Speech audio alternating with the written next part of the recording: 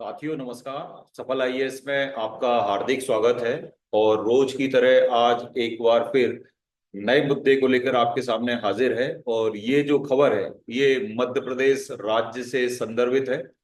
और मध्य प्रदेश में हाल ही में एक नए अभ्यारण्य की घोषणा सरकार के द्वारा की गई है, यानी उसका नोटिफिकेशन भी सरकार के द्वारा जारी कर लिया गया है। तो आगामी परीक्षाओं में इससे संदर्भित क्वेश्चन आ सकता है। तो देख लेते हैं इसके अंदर क्या फैक्ट है, किस जगह इसको बनाया गया है, और प्री और मेंस में क्या इसकी भूमिका है भी या नहीं। तो देखिए साथियों, अभी जो हाल में जो अभ्यारण्य बनाया गया है उस अभ्यारण्य का नाम है भीमराव अंबेडकर अभ्यारण्य। अगर संख्या में देखा जाए अभ्यारण्यों की में, तो ये 25वां अभ्यारण्य है। अब प्रश्न आता है कि किस जिले में बनाया गया है।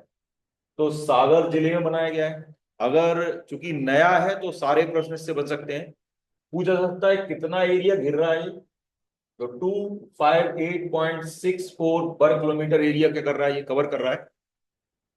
अगर इसके फैक्ट देख लें तो इस एरिया में क्या कौन से जानवर हैं। जानवर तो तकरीबन सभी मिलेंगे, शेर भी मिलेगा, चीता भी मिलेगा, ठीक है, और भी नीलगाय भी मिलेगी। लेकिन मुख्य रूप से तेंदुआ और बाघ का मूवमेंट इस एरिया में है।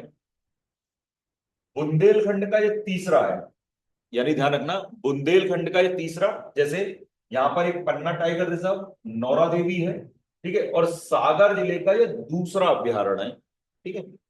नदियां अगर देखें यहाँ पर तो दसान निकल रही है, बाकरई निकल रही है, लांच निकल रही है, बीरा निकल रही है। यानी कहने का मतलब है जिस ये एरिया में ये अभ्यारण्य बन रहा है उस एरिया के अंदर इन नदियों का मूवमेंट है। यानी यहाँ के जो जीव जंतु हैं इन नदियों से अपने क्या होते हैं, प्यास बुझाने का काम करते हैं। इस अभ्यारण्य का जो मुख्य गेट है वो बरेठी गांव के पास क्या है, प्रस्तावित है।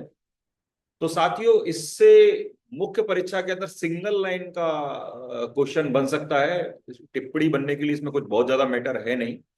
इसलिए प्री में जरूर इससे फैक्ट पूछा जाता है, चाहे किसी भी एग्जाम का हो। वनडे में भी पूछा सकता है, यूपीएससी में भी इससे पूछा सकता है, एमपीपीएससी प्री में भी इससे प्रश्न बन सकता है। तो साथियों आपका बहुत बहुत धन्यवाद।